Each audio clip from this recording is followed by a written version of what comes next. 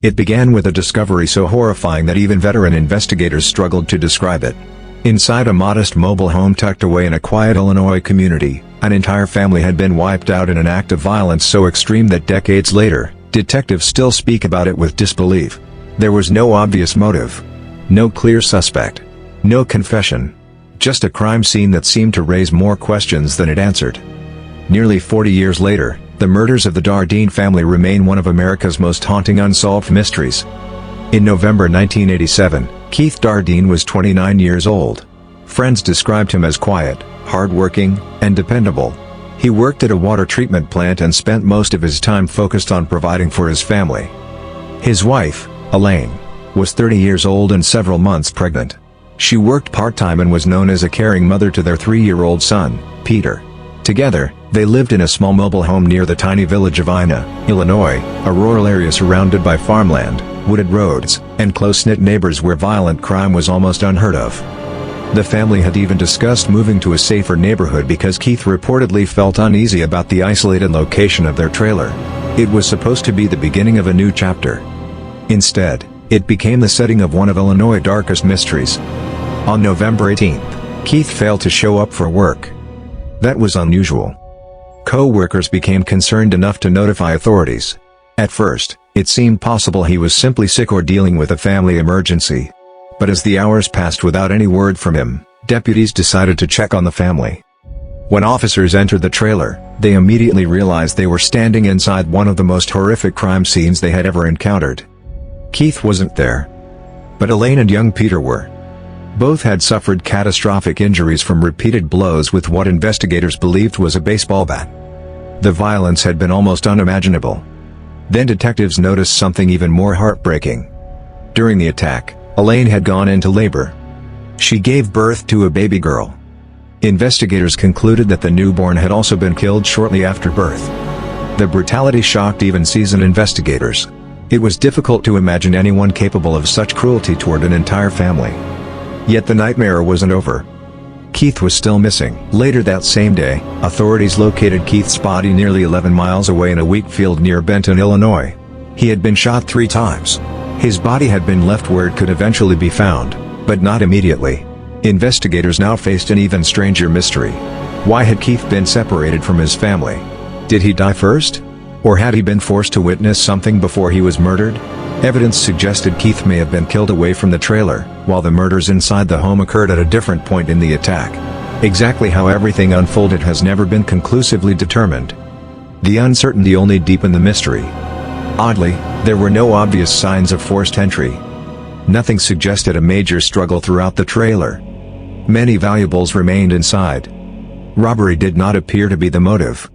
Investigators recovered evidence and interviewed friends, relatives, co-workers, and neighbors. Everyone gave roughly the same impression. The Dardeens had no known enemies. They lived quietly. They kept to themselves. There were no obvious financial problems, no known affairs, no criminal connections, and no threats that anyone knew about. If someone wanted this family dead, why? As news spread across Illinois, detectives chased every possible lead. Could it have been a random killer? Someone passing through? A disgruntled acquaintance? A serial murderer? One name quickly entered the conversation: Tommy Lynn Sells.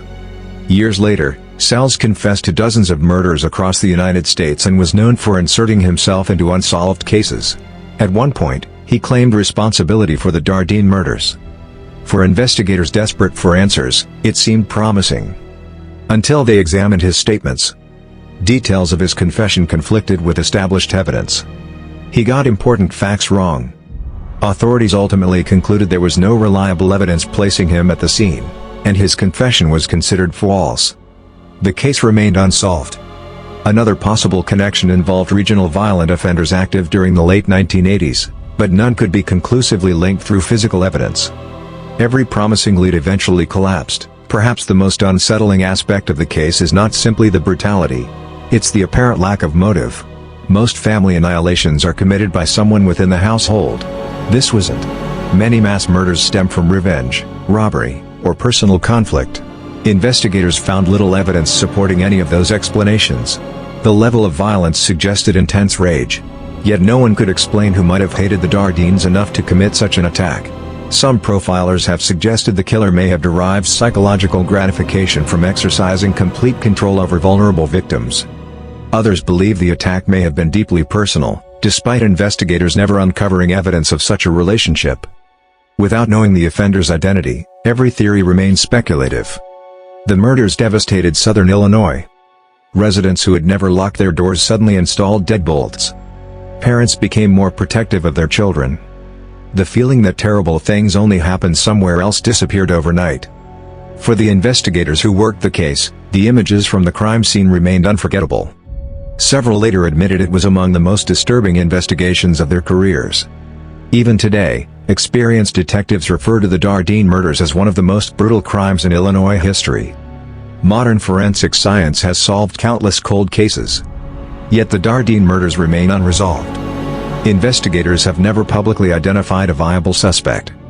No one has been charged. No definitive DNA match has been announced. No confession has survived scrutiny. Theories continue to circulate online, but none have been supported by sufficient evidence. Every year that passes makes eyewitness memories weaker and physical evidence more difficult to interpret. Still, authorities have never officially closed the investigation. Some crimes leave behind obvious answers. Others leave only silence.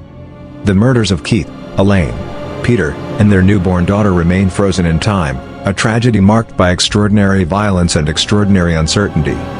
Somewhere, someone may know what happened inside that small Illinois trailer in November 1987. Perhaps it was a secret kept out of fear. Perhaps it died with the killer. Or perhaps the final clue still sits unnoticed among decades of evidence, waiting for someone to see what everyone else has missed.